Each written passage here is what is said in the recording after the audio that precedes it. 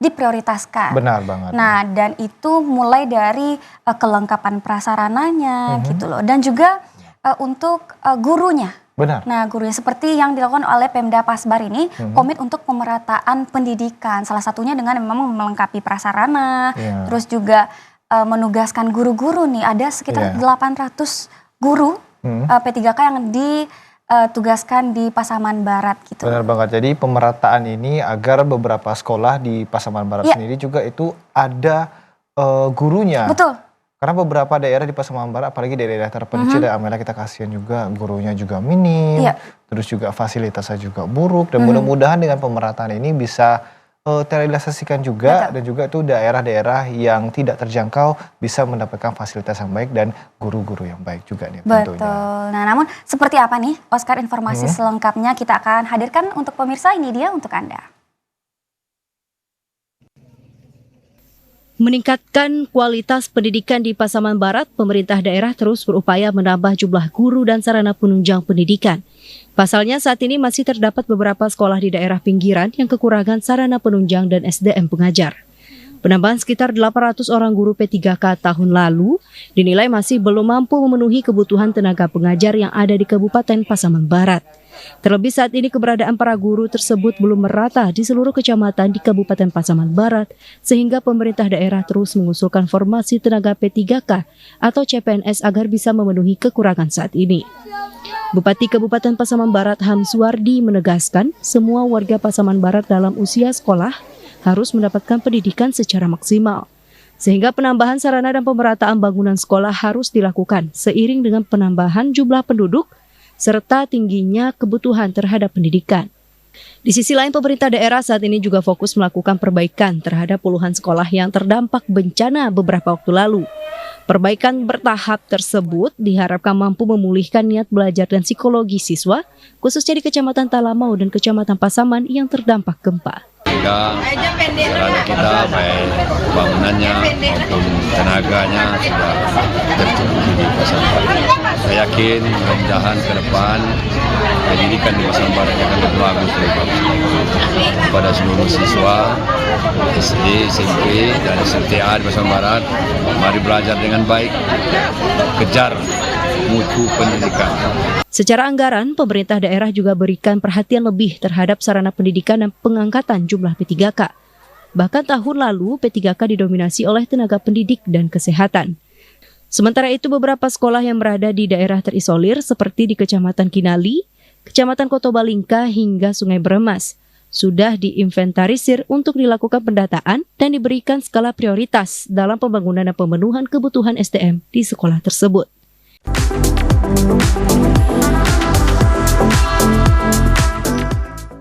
Nah, itu dia pemirsa dan juga Oscar ya. Kita berharap bahwa memang pemerataan pendidikan ini khususnya di Pasbar itu bisa segera terlaksana. Benar. Gitu loh, karena tidak hanya mungkin dari pemerataan pendidikannya ya, otomatis juga dari kesejahteraan gurunya. Benar, ya. Juga apalagi mungkin untuk guru-guru yang belum mendapatkan tempat gitu loh, belum tahu mau ngajar di mana. Ini kan kalau pemerataan bisa ditugaskan di tempat-tempat yang mungkin memang belum ada gurunya. Gitu. Ya, belum ada guru yang ibaratnya belum memenuhi kompetensinya juga, dan juga ini mudah-mudahan ini dengan mengisi para guru-guru di daerah terpencil agar muridnya ini bisa lebih paham nih dengan mata pelajaran yang dilakukan. Karena apalagi kita mendengar ya bahwasanya ada beberapa guru honorer yang dibayar hanya beberapa ratus ribu, itu benar-benar kasihan banget. Iya, berarti kita juga berharap bahwa memang guru-guru yang sudah ditugaskan itu juga mendapatkan hak dan kewajibannya secara maksimal. Gitu. Iya, seperti Amel bilang tadi, kesejahteraan daripada guru-guru ini, karena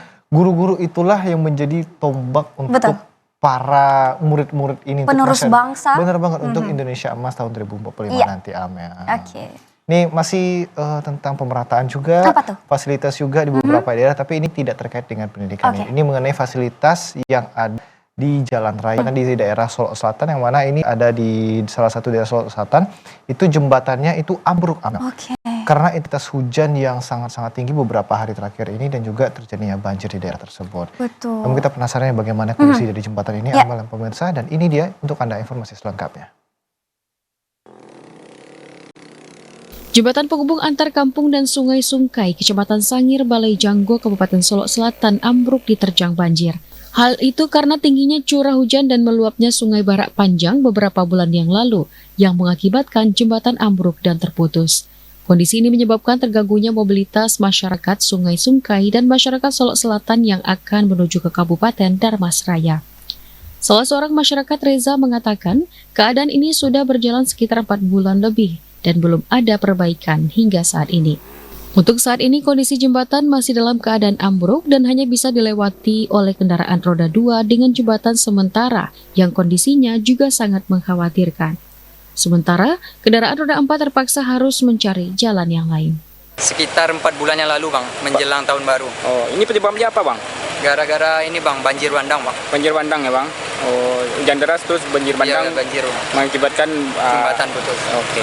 Ini untuk lalu lalang ya, Bang? Ya, ini jalan penghubung dari Solok Selatan ke Darmasraya. Oh, penghubung ini. Ya. Sementara itu, Reza berharap agar pemerintah segera memperbaiki jembatan yang ambruk melalui dinas terkait, mengingat jalan tersebut merupakan jalan utama bagi masyarakat Sungai Sungkai dan jalan ini merupakan penghubung antara Kabupaten Solok Selatan dan Darmasraya.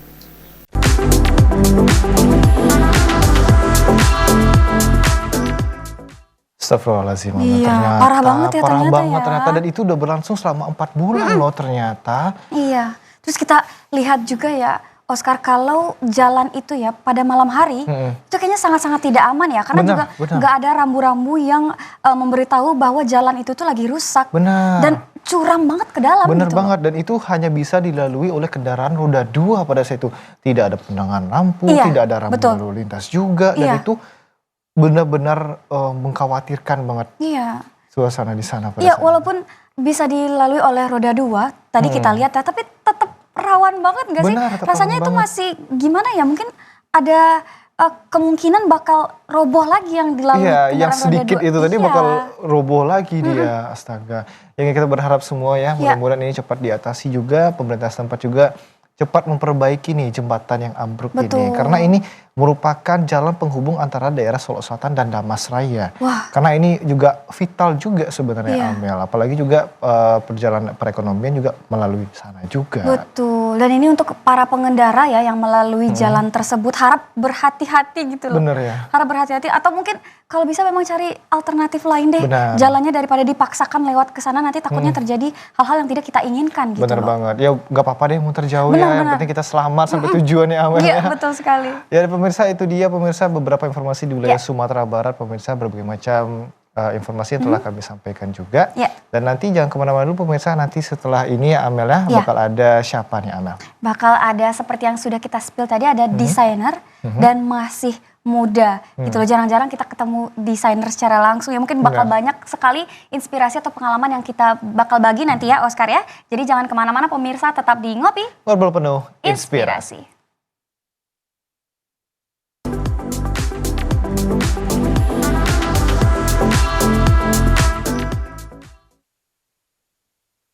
Sumatera Barat hari ini kembali hadir menjumpai Anda. Sajian informasi aktual seputar Sumatera Barat. Memastikan pemilih pemula dalam pemilu serentak. Merangkum momen dan peristiwa yang terjadi di penjuru kabupaten dan kota. Seorang warga di Nagari Lubuak Tingkok dibekuk tim opsional Satreskrim. Menghadirkan sumber dan narasumber yang kredibel dan terpercaya. Ya, siapa yang terlaksana kegiatan pemerintah, maka itu menjadi stimulan. Sumatera Barat hari ini. Sumatera Barat hari ini juga dapat Anda saksikan di YouTube channel TVRI Sumatera Barat dan media sosial TVRI Sumatera Setiap Barat. hari pukul 4 sore waktu Indonesia Barat di TVRI Sumatera Barat.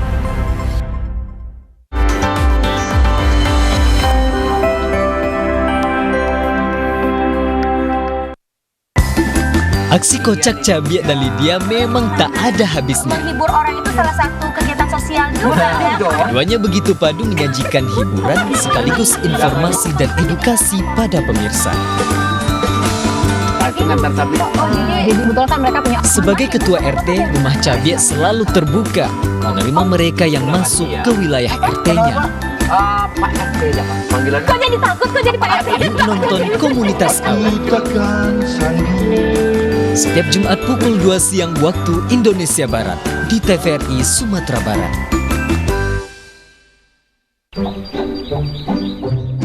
Jadi, Bapak Ibu sekalian, memang untuk penyaluran set-top box gratis wilayah ini, kamilah penanggung jawabnya. Benar, LPS lah yang berkomitmen menyediakan bantuan STB untuk rumah tangga miskin.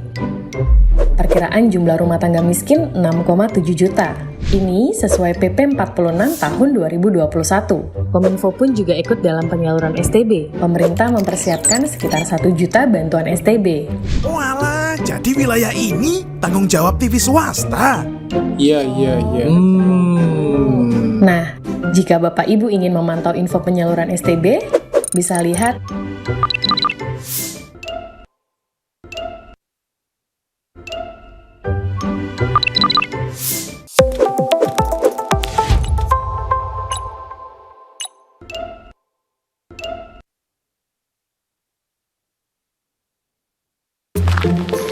Mau kemana, Pak?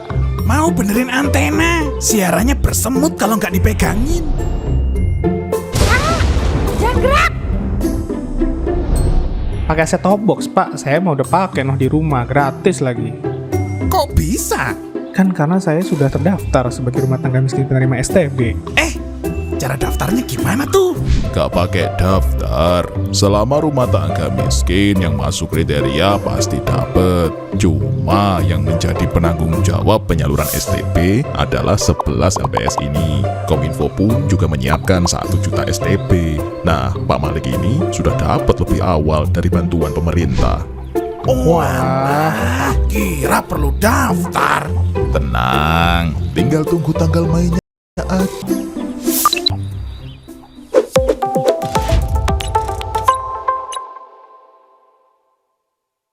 Assalamualaikum warahmatullahi wabarakatuh.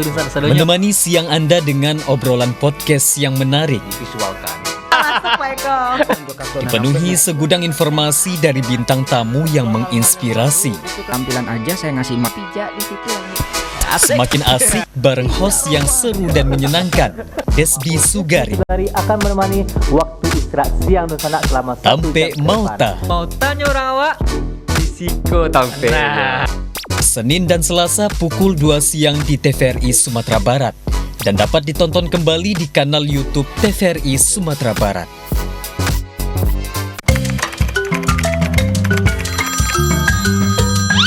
Halo ya Pak. Oh iya ya Pak, ya Pak.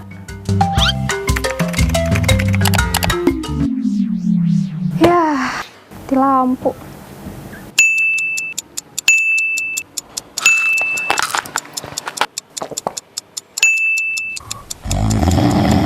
Bosan nungguin? Sambil menunggu atau bersantai, Anda bisa menonton TVRI Sumatera Barat lewat aplikasi TVRI Klik di gadget. Pertama-tama, download dulu aplikasi TVRI Klik. Tekan install dan jika sudah selesai, kembali ke menu gadget, lalu cari aplikasi TVRI Klik yang sudah terpasang. Klik dan buka aplikasi tersebut hingga Anda menemukan halaman utama TVRI Klik. Untuk menemukan siaran TVRI Sumatera Barat, tekan tombol channel, lalu geser layar untuk mencari TVRI Sumatera Barat. Lalu pilih. Tekan juga tombol full screen agar layar menjadi penuh. Mudah kan? Saatnya menonton!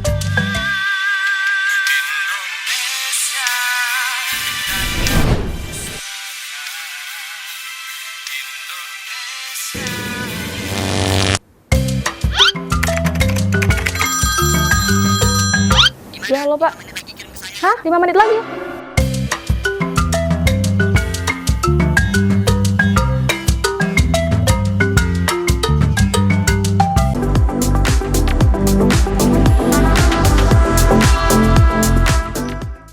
Pemirsa, Anda kembali menyaksikan Ngopi Ngobrol Baru Inspirasi. Dan telah hadir bersama kita juga ya Amira, Ya. Seorang fashion designer. Betul.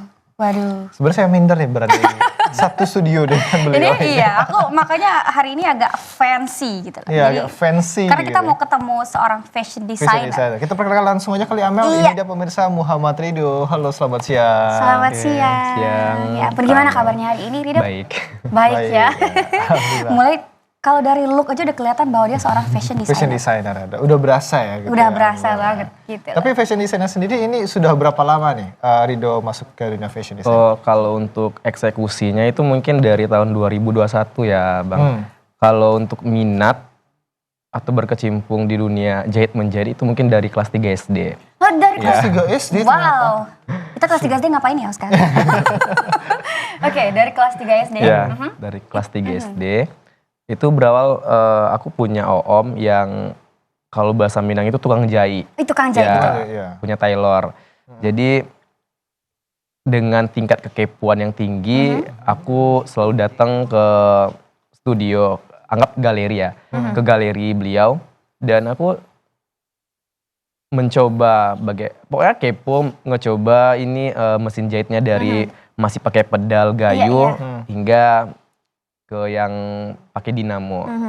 Jadi berawal dari kelas 3 SD tersebut, mungkin karena historis tersebut menurut Rido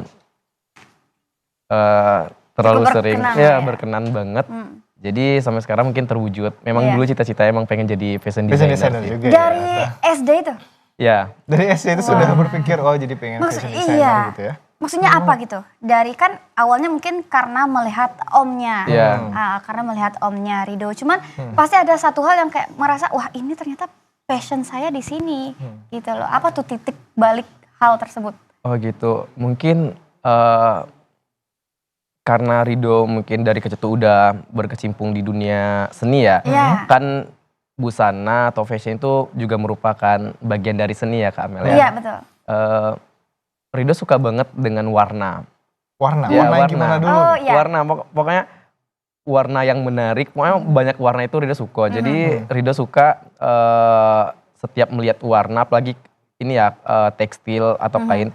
Jadi Rido suka mengkombinasikan gitu. Iya, pokoknya mix and match-nya kain tersebut. Jadi Rido bikin baju. Awalnya bikin baju ini Rido punya kucing. Baju kucing. Ya, bikin baju kucing. Setelah itu punya adik sepupu cewek, bikin baju adik sepupu cewek, dan langsunglah orang bilang dan sepupu bilang, ini penerusnya Ivan Gunawan. Waduh, amin. Ya ampun, kita siap jadi model ya. Iya. Terus? Jadi penerusnya Ivan Gunawan. Jadi kepo nih, yang kita dulu orang awam ya. Betul. Yang di rumah cuma punya TV. Itu TV-nya mungkin nggak, siarannya cuma mungkin TVRI. Oh iya. Belum TV nasional. Ya maksudnya itu yang kayak beberapa TV swasta lainnya. Ya, TV yang lainnya. Jadi carilah searching di Facebook nih Ivan Gunawan gimana. Wow, rupanya keren banget. Nah, mungkin dari sana pengen lah. Nanti dulu pengen masuk taman SMA-nya, pengen masuk Esmod. Esmod, oke. Tapi karena keterbatasan atau banyak faktor yang tidak mendukung, jadi nggak jadi. Oke. Tapi memang mungkin jalannya di sini lah. Iya. Oscar gitu ya. Menjadi seorang fashion designer ini ya pastinya. Dan ini sudah lama ya ternyata ya, dari SD. Benar. Sampai sekarang masih terus berlanjut ternyata. Oke, dan itu luar biasa banget. Nah, kita penasaran ya, bagaimana untuk Rido sendiri itu untuk terus memiliki ide nih dalam membuat fashion designernya atau dan lain sebagainya. Iya. Jadi mungkin perbedaan dari teman-teman desainer yang lainnya, Rido sangat suka dengan konsep atau ide mood boardnya. Jadi di fashion itu kita harus punya konsep, dan Rido sendiri itu selalu menyentuh budaya-budaya Minangkabau yang ada di Minangkabau. Jadi direalisasikan melalui konsep yang ada di busana. Contohnya kemarin Rido ikut lomba di Bank Indonesia Sumatera Barat. Itu alhamdulillah juara 1. Itu Rido mengangkat tentang pepatah Minang yang anak kandung sibiran tulang. Jadi mengangkat konsep itu, Rido ambil benang merahnya itu adalah ikatan. Ikatan batin seorang ibu dan anaknya. Jadi dalam busana itu, dalam kostumnya, dalam desain looknya, itu ada ikatan-ikatan. Jadi di situ Rido tertarik banget karena busana ini mungkin sangat menarik lah. Oke, nanti kita mungkin akan bahas apa banget sih yang menarik bagi Rido. Karena kalau kita biasanya baju, pakaian, kalau kita terlihat bagus gitu loh. Apalagi cocok, matching gitu kan. Iya, oke. Nah, cuma nanti kita akan bahas lebih lanjut karena pemirsa pasti penasaran karya-karya Ridho ini seperti apa. Benar, aku pun juga penasaran ya Mel, bagaimana karya-karya dari Muhammad Ridho ini sendiri. Dan berikut visualisasinya untuk Anda.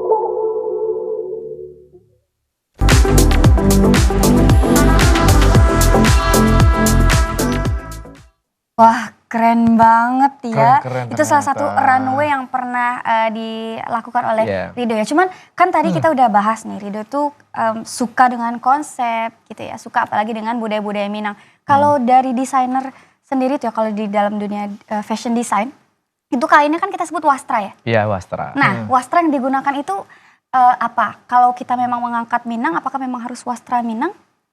Kalau dari itu kan sebenarnya lebih ke preferensi masing-masing fashion ya. Nah, kalau Ridho gimana?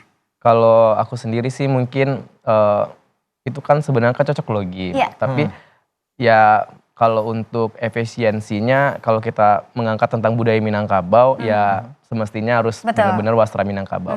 Jadi untuk koleksi kali ini itu aku menggunakan wastra Minangkabau yaitu songket silungkang. Yang mungkin masyarakat dunia udah tahu itu apa. Udah, seterkenal itu dan memang sebagus itu ya dari kacamata seorang fashion design gitu loh. Jadi kalau untuk tadi berbicara tentang wastra ya Kak Amel, jadi wastra Minangkabau itu banyak jenisnya. Jadi yang songket silungkang ini pada mulanya itu menggunakan benang makau. Jadi di setiap koleksi Ridho mengganti. Jadi ada inovasi baru, jadi benang makau atau motifnya tadi itu diganti dengan benang katun. Jadi antara kain dasar, kain utamanya dengan motif itu satu balance, satu material benangnya. Oke. Dari bahannya jadi kita agak speechless ya, maksudnya karena hal baru gitu loh, hal baru yang kita pelajari secara langsung gitu. Benar banget. Tapi kalau yang ditampilkan tadi ya Ridho ya, itu di runway itu di mana tuh, dalam rangka apa? Itu yang tadi ditampilkan itu di runway Ramadan itu acara tahunan yang diadakan di Santika Hotel. Oke. Di Santika Hotel itu penggeraknya itu Om Yul Nur Suud. Om Yul mungkin masyarakat Indonesia atau Sumatera Barat udah tahu banget nih Om Yul itu siapa. Jadi itu tiap tahun diadain sebagai wadah untuk para desainer Sumatera Barat untuk memperkenalkan koleksinya. Apalagi mungkin di sana Ridho termasuk desainer termuda yang menghadirkan koleksi di atas panggung tersebut. Nah itu dia ya. Jadi gini, masuk runway itu apapun eventnya itu tidak segampang itu kan. Kita butuh skill, emang butuh benar-benar kemampuan kita yang kita tonjolkan di sana. Karena cara biar kita bisa dilirik itu gimana sih Ridho? Biar bisa diajak ke acara runway event atau catwalk gitu loh. Oke, ini nyambung nih untuk perdana Ridho berada di Sumatera Barat untuk dikenal masyarakat Sumatera Barat di dunia fashion. Ini Ridho awalnya ikut lomba Kak Amel ya, lomba itu Minangkabau Fashion Festival yang diadakan oleh Dinas Pariwisata Sumatera Barat. Dan kebetulan Ridho merupakan pemenang 5 terbaik di sana. Nah dari sana tuh banyaklah pemerintah, masyarakat maupun desainer senior yang menggait, mengajak, di calling. Dan setiap langkah Ridho di dunia fashion ini tak luput dari dukungan keluarga, teman-teman, dan Tante Emma Yohana merupakan support pokoknya support dalam aktivitas Ridho di dunia fashion designer ini.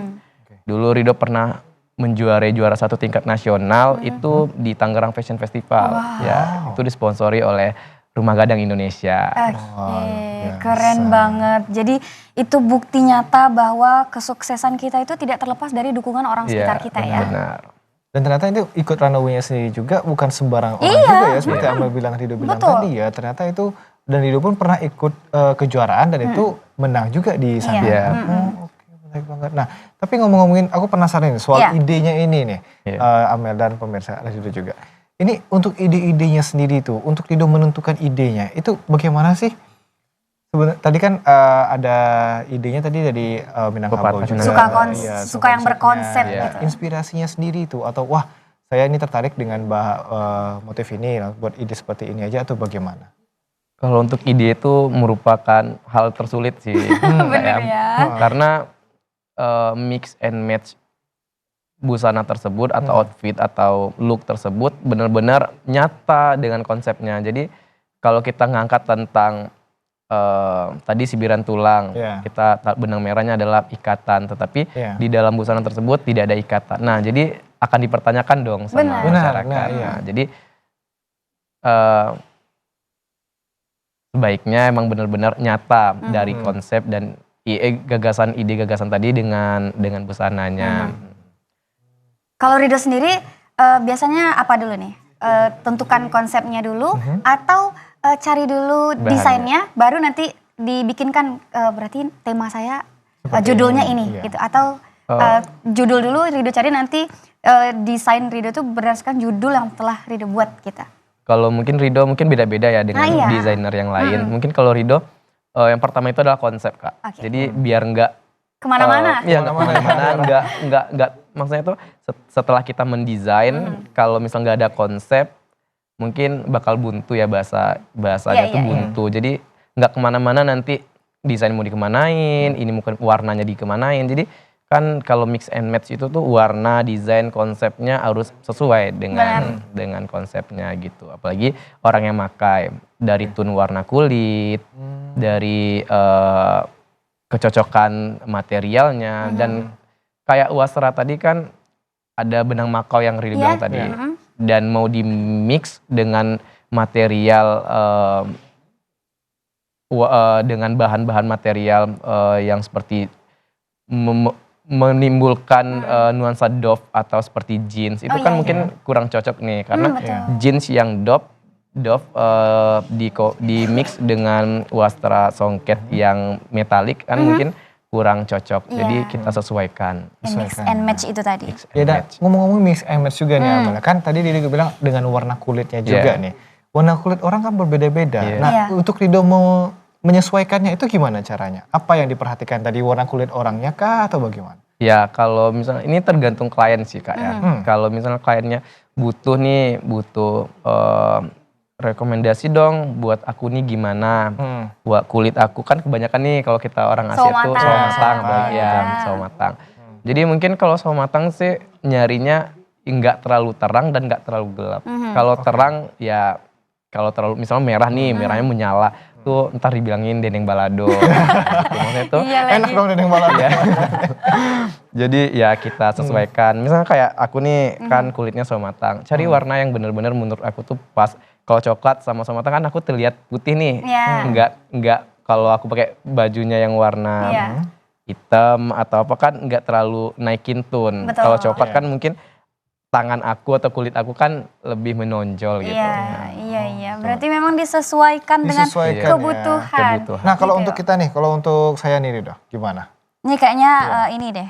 Sulit juga nih cari warna bajunya. Apakah sulit atau gimana? Kalau menurut kakak mungkin kayaknya enggak. Karena kulitnya udah termasuk kuning langsat ya.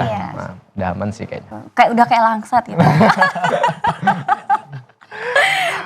Bicara tentang fashion design, ya kan memang dari kecil sudah difokuskan, maksudnya dari kecil tuh sudah belajar lah sedikit-sedikit ya tentang fashion design. Apakah pendidikannya langsung ngambil fashion design mungkin dari kuliahnya gitu?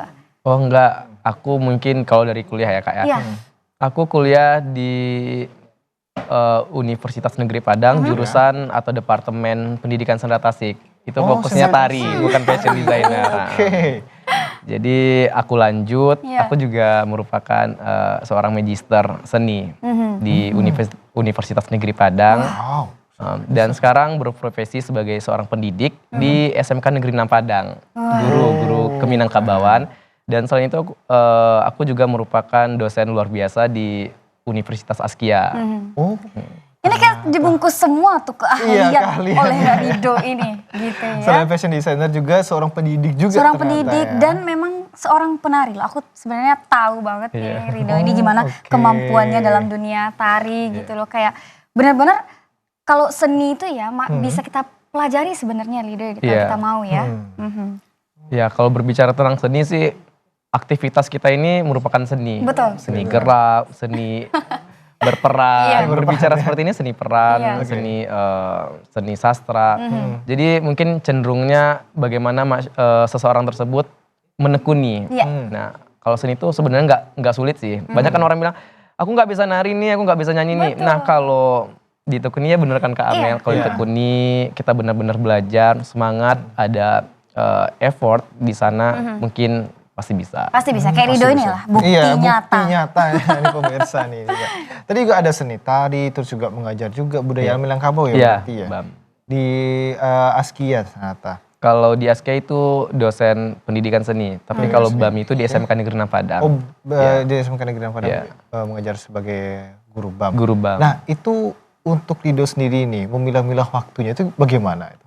Nah tapi kayaknya akan kita tahan dulu. Kita tahan dulu ternyata, wah sayang sekali. Akan kita tahan dulu pertanyaan ini ya. Jadi bagi pemirsa yang mau tahu jawabannya, jangan kemana-mana, tetap di Ngobrol Penuh Inspirasi.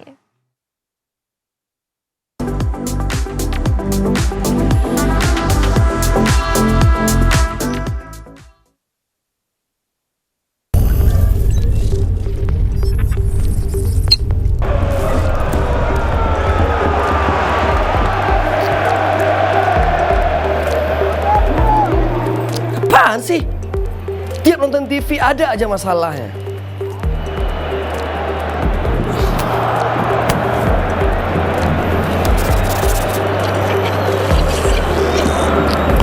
Tuh kan.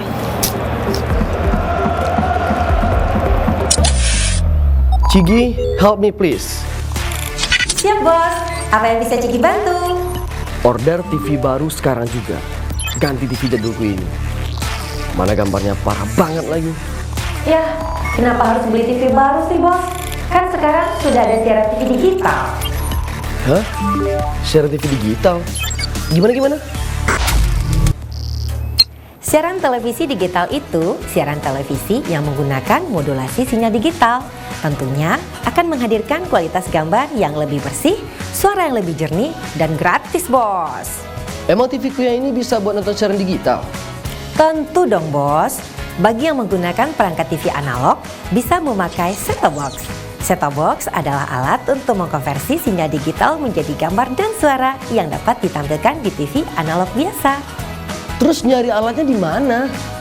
Set-top box bisa dengan mudah didapatkan di toko-toko elektronik dan marketplace terkemuka. Pastinya dengan harga terjangkau dan mudah pemasangannya. Oke, paham. Cigi, sekarang juga order set-top box. Siap bos.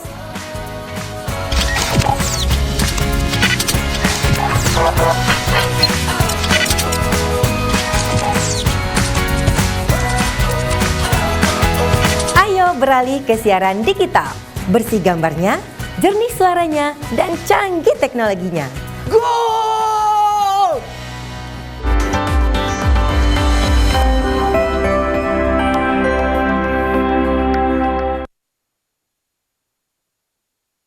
Assalamualaikum warahmatullahi wabarakatuh.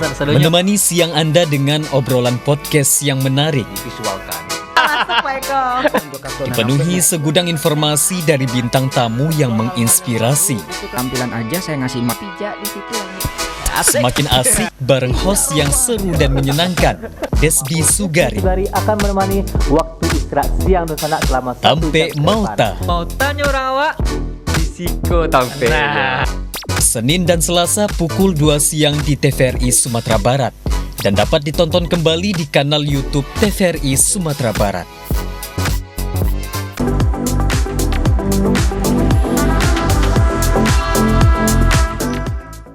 Terima kasih pemirsa, Anda masih bersama kami di Ngopi Ngobrol penuh inspirasi. Nah tadi ini ada yang tergantung nih pemirsa nih karena dipotong sama Amel nih. Karena ada yang lewat. Ada yang mau lewat ya Iya. Amel. Nah itu gimana tuh Rido untuk manajemen waktunya sendiri tuh karena dari aktivitas yang padat tadi. Betul. Mungkin kalau berbicara tentang manajemen waktu, Rido mungkin orang yang kurang pas. Karena sering dempet dan Rido orangnya suka nggak enakan. Betul. Iya.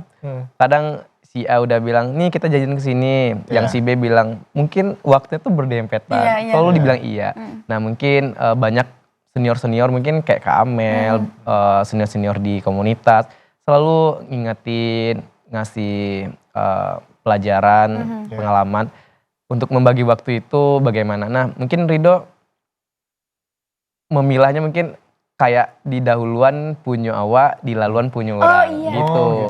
Ya kayak tadi ini, ya benar. Kayak tadi kan Rido ngajar nih di SMK Negeri Padang. Nah lakukan punya kita dulu, laluan punya orang. Nah, jadi disempetin ke sini, bukan disempetin sebenarnya, emang udah terjadwal di dalam schedule-nya Rido.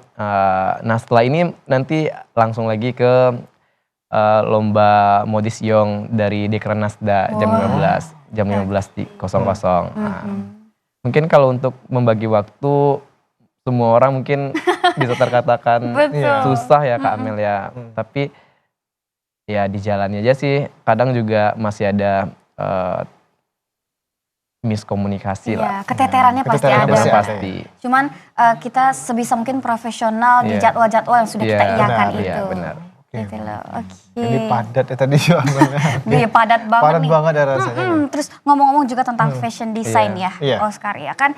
Untuk fashion designer sendiri pastinya punya ide inspirasi entah itu dari seseorang gitu atau dari konsep-konsep inspirasi dari orang lain gitu. Nah kalau Rido sendiri punya role model nggak sih? Kalau role modelnya mungkin Rido menginspirasikan banget Bang Fomal Hot Zamel. Ya Bang Fomal Hot Zamel. Amel?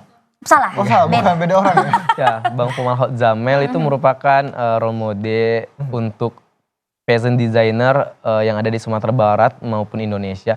Karena koleksinya sangat luar biasa. Sampai Ibu J yang punya Universitas Baitur Rahma menggunakan koleksinya Bang Fomal. Dan Bang Fomal sendiri merupakan seseorang yang inspiratif dan nggak pelit ilmu. Ya, kan Bang Fomal udah bisa dikatakan public figure yang udah menasionalkan nama beliau. Tetapi Bang Fomal tersebut tetap dengan murah hatinya memberikan waktu untuk memberikan ilmu kepada kami desainer muda.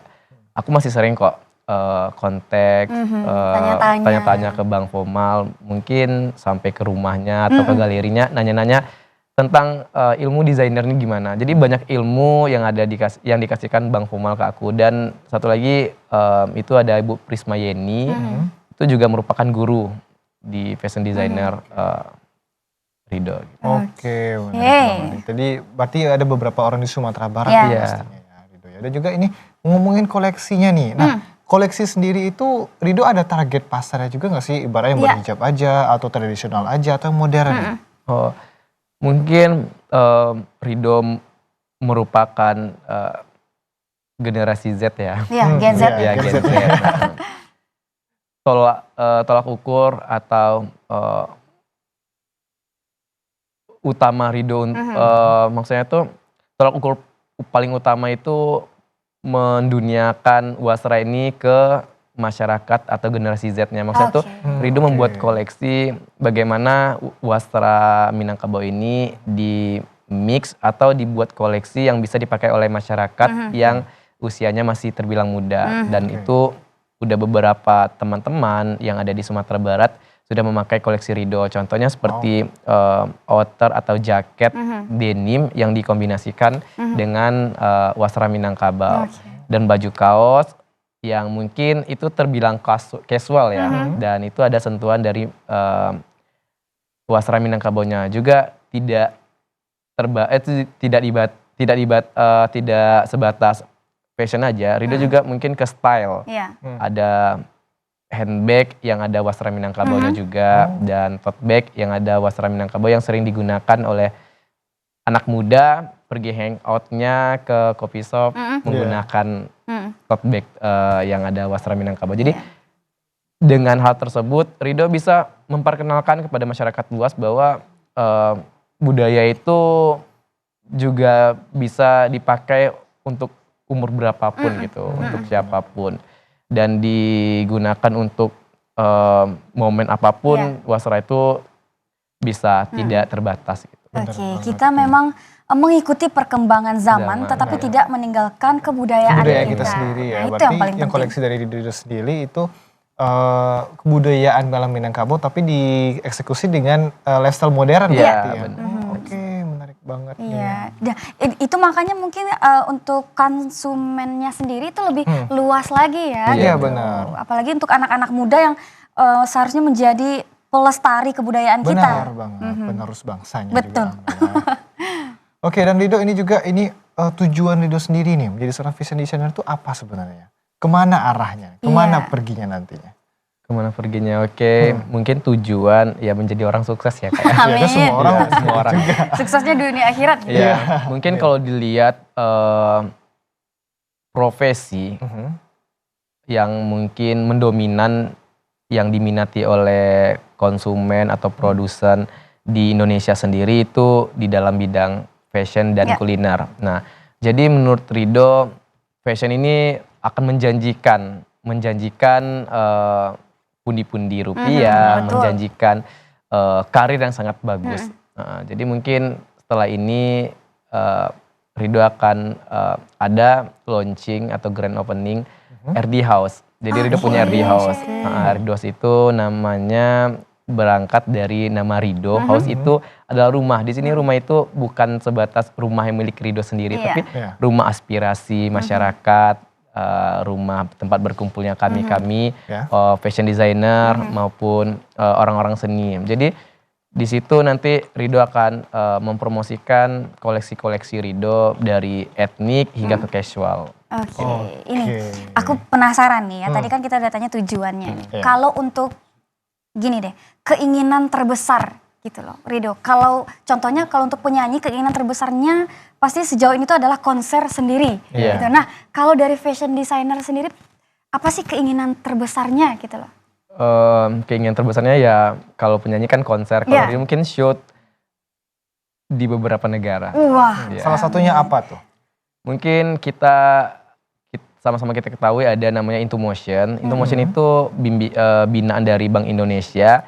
Itu memberikan wadah kepada desainer muda untuk mempromosikan koleksinya di luar negeri atau di beberapa negara. Jadi tujuan Ridho sih, bukan tujuan sih, keinginan terbesar itu akan mempromosikan maupun men-show-kan koleksi Ridho di beberapa negara. Salah satunya contohnya di Istanbul lah. Atau Paris karena kiblatnya fashion itu di Paris. Oke, ini Ridho kalau butuh modal mungkin kita ada. Iya, kita ada. Mana tahu kita diajak juga nih ke Paris. Iya, mana tahu. Karena banyak banget prestasi yang Ridho dapatkan juga ya tadi. Salah satunya tadi juara tingkat nasional juga di Tangerang, juara 1 ya. Terus ada apa lagi tuh berbagai macam prestasi dari Ridho? Kalau prestasi, alhamdulillah Ridho pernah memenangi lomba di Siska Songket International Carnaval itu di Solunto, juara 1. Terus di Minangkabau Fashion Festival 5 terbaik. Terus di Bank Indonesia di Festiar tahun kemarin juara 2 dan tahun ini juara 1 akan mewakili Sumatera Barat ke tingkat regional Sumatera di Batam nanti. Terus ada Tangerang Fashion Festival di Tangerang, ada Ya mungkin banyak lagi, mungkin nggak inget sih Kak. Iya. Karena banyak banget ya. Banyak banget. Itu semua diikutin semua sama Rido tuh. Ya karena Rido mungkin selagi muda sih. Betul. Ya, Dikejar apa yang bisa dikejar ya. apa yang bisa dikejar. Oke, kita sebarluaskan nama-nama Rido ini juga. Berarti memang udah setiap ajang beda dong ya konsepnya apanya. Karena kalau lomba kan kita mengikuti konsep yang telah ditentukan oleh panitia ya.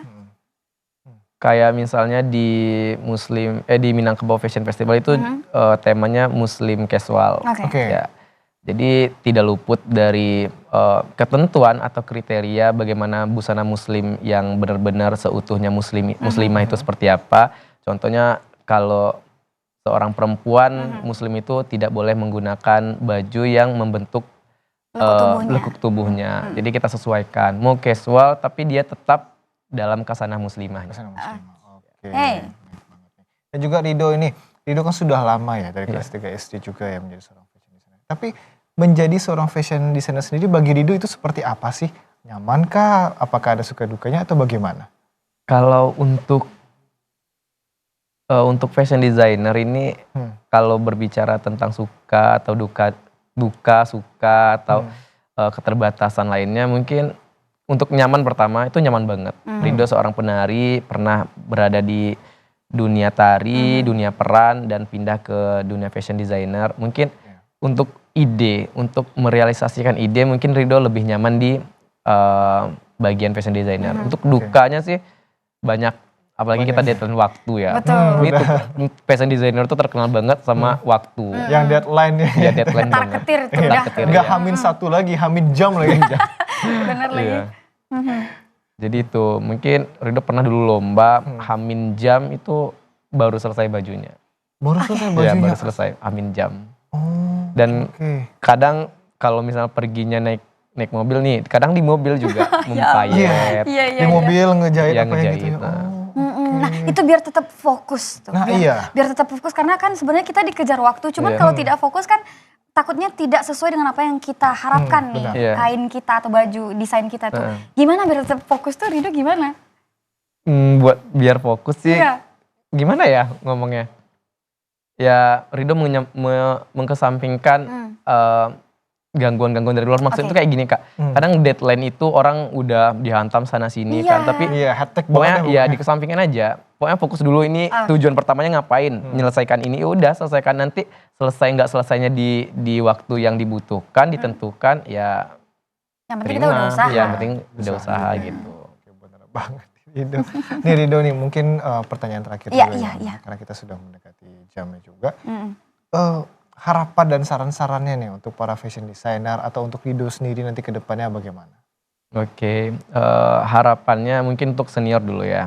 Untuk seniornya, untuk para senior yang ada di fashion designer Sumatera Barat maupun Indonesia, tetaplah menginspirasi kami para pemula, para pemuda yang ingin seperti senior-seniornya. Dan kalau harapan Rido untuk generasi muda sekarang ini, jangan pernah malu untuk beraktivitas maupun berkarya. Selagi bisa berkarya, mari kita berkarya bersama. Dan jangan lupakan apa itu dasar kita adalah budaya kita bagaimana, jangan pernah dilupakan. Tetaplah lestarikan budaya yang ada di daerah kita atau di lingkungan kita. Benar banget. Oke, Rido ya dan Amel juga ya. Dan ini kita berharap juga ya mudah-mudahan Rido ini dari lebih mendunia lagi. Lebih mendunia lagi, lebih dikenal dunia lagi, dan mudah-mudahan bisa ke Istanbul nih. Amin. Sama Pak Reza. Amin.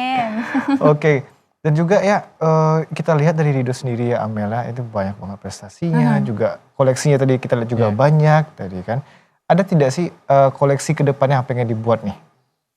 Ada. Kalau untuk koleksi kedepannya Rido ingin menimbulkan inovasi dalam tekstil. Jadi Rido pengen nanti riset dulu atau eksperimen tentang lumpur yang ada di Minangkabau.